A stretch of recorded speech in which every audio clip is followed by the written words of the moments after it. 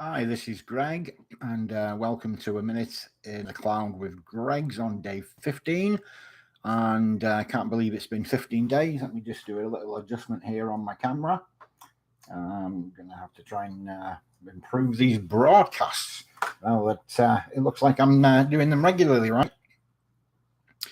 So today, I thought I would talk a little bit about insurance transportation providers. And I've got several health problems, and I have to make some notes because of my memory. So I have several health issues. Frequently, I need to go to doctors or specialist appointment visits.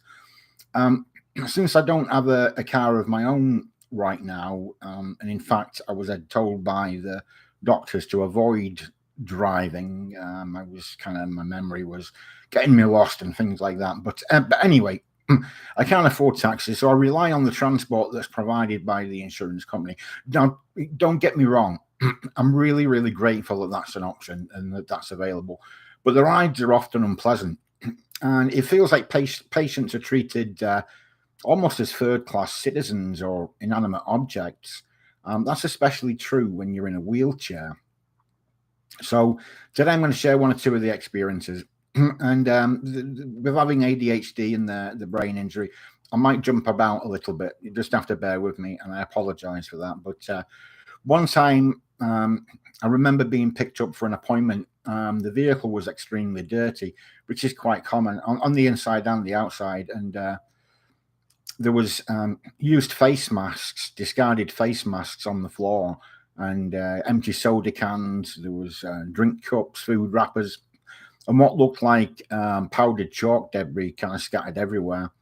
The dashboard was so dirty, you could see smudge marks where someone had tried to adjust the dials on the dashboard, and they'd obviously missed, and there was like finger imprint marks in the grime on the dashboard where they'd missed the buttons. Big crack across the windshield, 3/4 of the way across. And it smelled really bad. It was, if I had to guess, I would say it was like a combination of body odor and dirt, if I had to guess. And this isn't uncommon with insurance transportation. The shocks and the suspension on the vehicle definitely needed repair. The ride, oftentimes is the case. The ride's so bloody uncomfortable. So not just slightly uncomfortable either. I'm talking about physical pain. Have a spinal cord stimulator to try and help with the spine pain.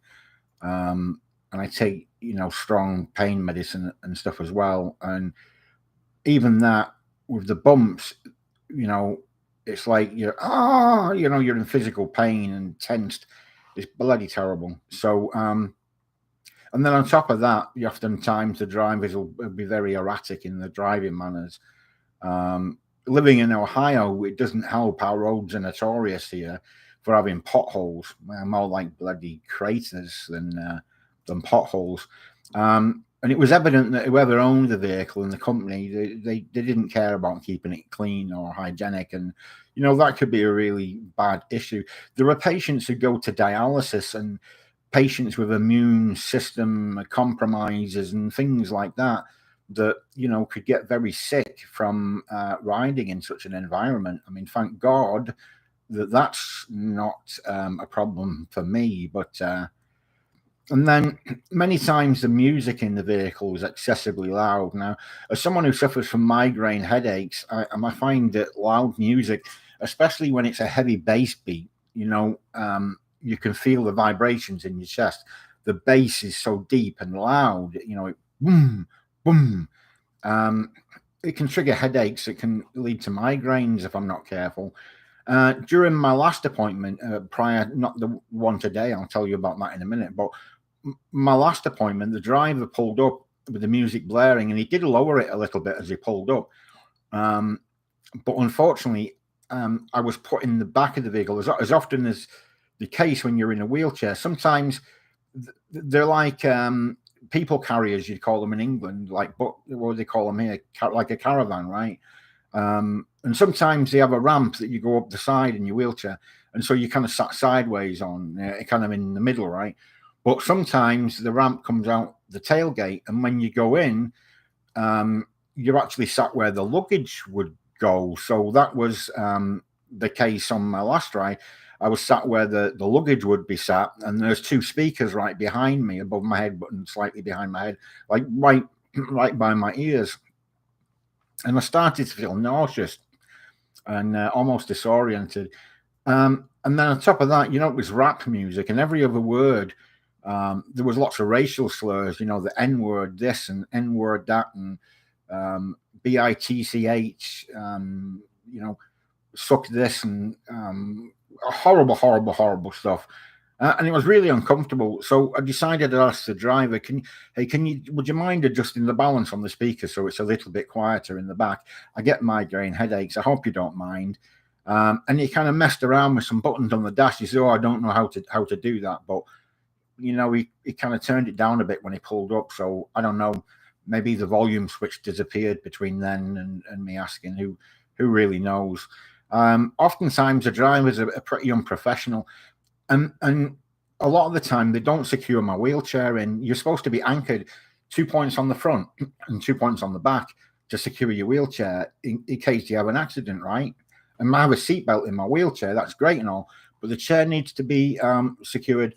I've actually been tipped over in my wheelchair more than once, and I have to ask if they would secure me. And when that happens, I'm sure that there's a couple of the drivers, they get upset that you ask them, or you're making them do extra work, and they start speeding up and driving really, really fast, and like sharply making turns or going around bends or slamming the brakes on when there's no need to do that. I mean, it's like, all right, you asked us to do something, and we're gonna do this now. Like you pissed them off or something, and they're gonna punish you. So and then on top of that, I've missed numerous doctor's appointments, because the company didn't come, many times, or my aides fastened me in instead, when the vehicle's been in transit. And then another thing that I've experienced, when you call the transportation number, the booking number that's given to you by the insurance company, you're required to give all your details to make sure that you're the policyholder, and that's necessary. It's a security measure, and as such, it's appreciated. But it's a lengthy process, and when you call, the representative will answer your call, but then they'll put you on hold. They'll contact the dispatcher, who's also with the insurance company, who'll then contact the transportation provider's dispatch, who will then contact the driver. It's very elongated. So if, like today, when the transportation fails to show up on time, you're instructed at that point, oh, well, you'll have to talk to the dispatcher directly. But when they put you on hold and they transfer the call, they don't tell the dispatcher what's been going on, and they cold transfer the call. So you get a new person and they're, "Hello, thank you for calling. May I have your name, please?" And you've got to start all over from the beginning. "Yep, my name is this, and this is where I live." And then you've got to remember, and it's hard sometimes having ADHD and a brain injury. Memory is a problem. And then I've got to remember everything that's happened that I've already told the other person, and then remember what happened when I talked to them and what they told me. And it's so lengthy and frustrating. So, it's kind of frustrating, especially with the memory problems. Once a driver was 3.5 hours late picking me up to go home. And I'm not joking. I'd finished my appointment, and they say they'll come within 60 minutes, and 3.5 hours later. And when he got there, it took so long that they said, "Oh, we'll get another company to come. It looks like they're not showing up." And when he got there, he told me it was my own fault for calling the insurance company instead of him directly. Well, that's something that the insurance company specifically tell you, don't do that. They instruct you to call them directly and not to talk to anyone else. But what will happen is individual drivers or the transport companies, they'll tell you to call them when you're ready to call home, and which sounds great. You think, oh yeah, it'll be quicker. But then when they don't show up or they arrive, really late, there isn't a record of it because you never called the insurance companies, transportation company. So that's a way of them avoiding receiving complaints about showing up late and stuff like that, because there's no record. And then of course when they evaluate, if everyone did what you're supposed to do and you called and you told the insurer, I'm ready to go home now, they log it. And so when the contracts came to get renewed, they would see all these late things, and hopefully you would think they would maybe consider whether that was their provider that they wanted. But they circumvent that by having you call them. So yeah, he told me it was my own fault that I'd been waiting 3.5 hours. And I told him specifically, look, the insurance companies told me not to do that, and I'm supposed to call them, and that's what I did. And I said, I don't have your number anyway. Besides, I don't have your number. And I was like really hot. I was parched. He got really confrontational and he insisted that I had his number because he'd called me earlier in the day to told me that he would be there to pick me up soon when he brought me to the appointment. And I tried to explain to him again, look, the insurance companies told me I've not to do that. I have to call them. And I've got memory problems. I don't remember your number. I'm really sorry. It was so stressful. The doctor's office had closed by this point. I was outside. The weather was really hot. I had nothing to drink, nowhere to go to get out the heat.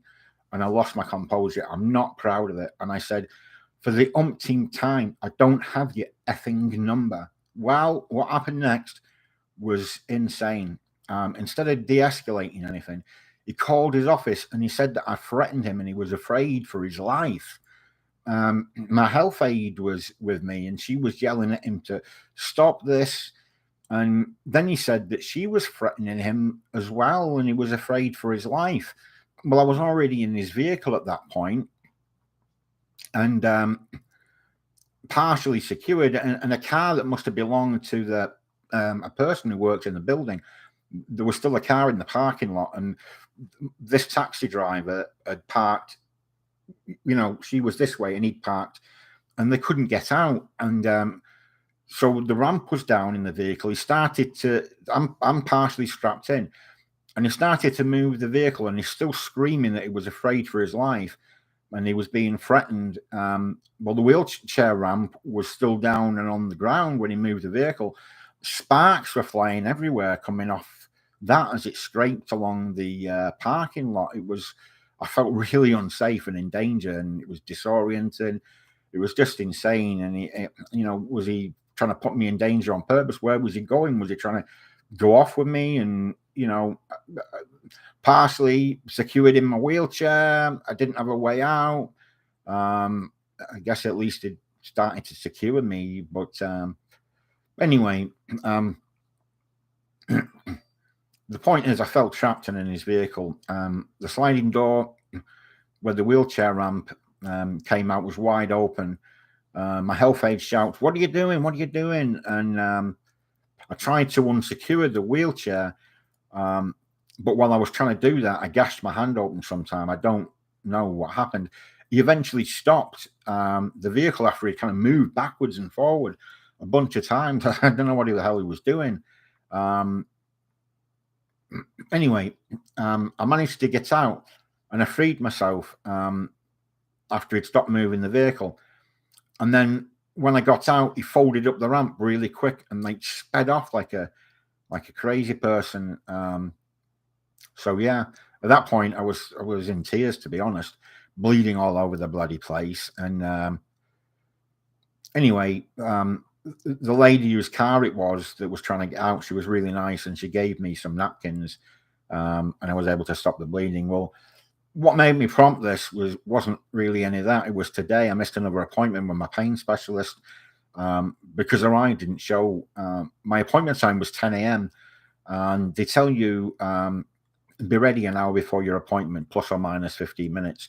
it's a 30-minute ride to this particular doctor's. So I called them just after 9 to get an estimated time of arrival, and they said they'll check the location, and then they said, oh, they'll be there in 10 minutes. And 15 minutes later, nobody had showed. So I called them again and I explained, the 30-minute thing. It was a 30-minute drive.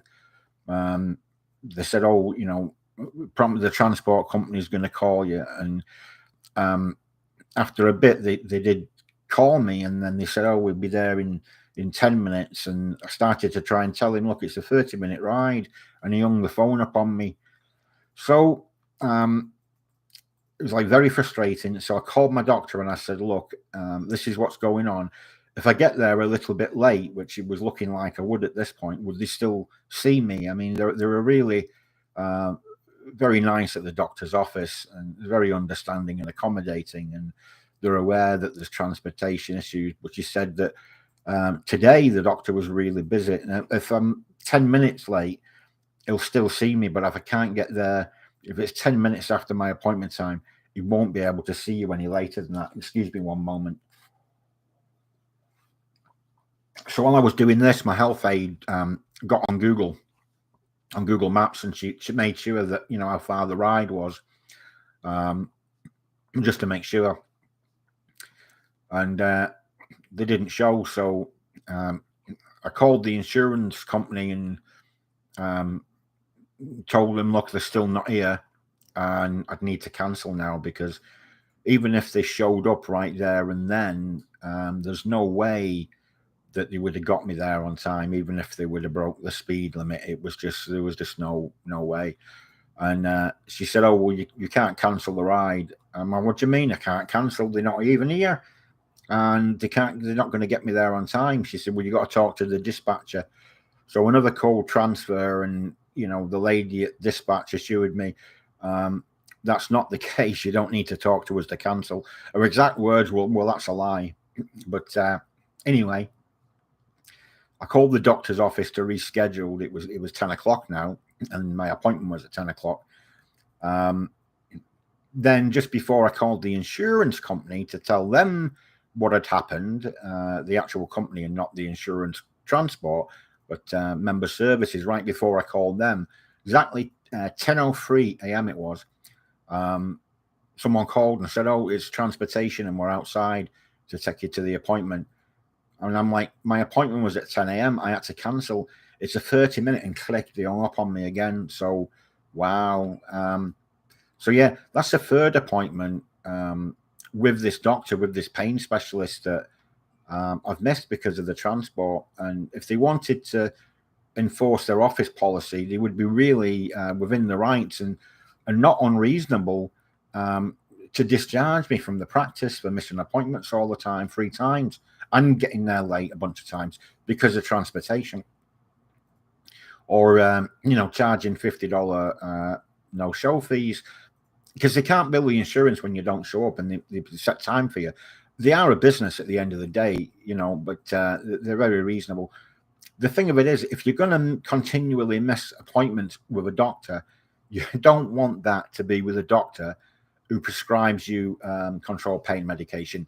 It could look like that you were playing games with them, that maybe you're worried that you're going to fail a drug test, so you fabricated a bunch of excuses to, as to why you can't make your appointment today, in case you're going to fail a drug screen because you didn't take your medicine, or there's not enough in your system, you've sold it, or there's too much, you're abusing it. But obviously that's not true in their understanding, but, it certainly could be the case. So they're going to see me next Thursday. Thankfully, I have enough medication to last until then, and that's only sheer luck. I've lost track of the number of times that I've missed appointments because no one showed up or got me there late, and the doctor couldn't see me, and he had to take me right back home. Surgeries as well. And so after today's experience, excuse me, now they've given me a special number that I need to call going forward for rides. And the problem is that if you try and ask for a specific company, a specific, transportation company, even if they say, yeah, we'll send the one that you've asked for, because there are a couple of good companies out there. They'll say, yeah, we've put notes in your account and we'll send, you know, this particular company or that particular company. But at the end of the day, you just get whoever they decide to send. And not once have they sent the company that I asked for. It's been a couple of years since I've sent them. As I said, there's a couple of good companies. The vehicles are well maintained. They're clean inside and out. The drivers drive very safely. They're secure. You feel valued. You feel like you're not an inanimate object, and you feel, you know, you don't feel like a piece of meat. You feel like a person. So yeah, and then not to mention that experience of being 3.5 hours late. I was telling you about, to go home. That's not uncommon to make you wait for hours. And I've actually been left stranded at an appointment before with no way to get home. And I've called them and like, well, we don't know how you got there. We can't pick you up. And it's like, oh no. And it's so late in the day, my health aid's left for the day, and I'm stuck with no way home in a wheelchair. As luck would have it, this particular time, I called my health aide. I'm like, is there anything, you know? And she had a vehicle that, you know, would fit the chair in, and she came and got me. I was really lucky. So, fortunately, she picked me up. So I guess you could say this is one of those occasions when having a brain injury and memory problems can sometimes be a blessing, and I really do mean that. There's just so many problems with insurance transport. So if I remembered everything, it wouldn't be good. So sometimes it's good not to remember. So today I'm grateful for memory problems. Sounds a little odd, but with the luck I have, it's good. On the opposite side of that, the things that you wish you could forget remind you at 3 a.m. in the morning that they're still there. So what are you grateful for today, my friends? What are you grateful for? Let me know in the comments, along with any topics that you'd like me to talk about, any ways I might improve these videos. This was a little bit of a rant today, but maybe a little bit enlightening. That's kind of what goes on with transportation provided by the insurance. If you haven't checked my other videos, check them out. I hope you enjoyed the content. Really glad you're here. Love you all. And as always, take care of your mind. Bye for now.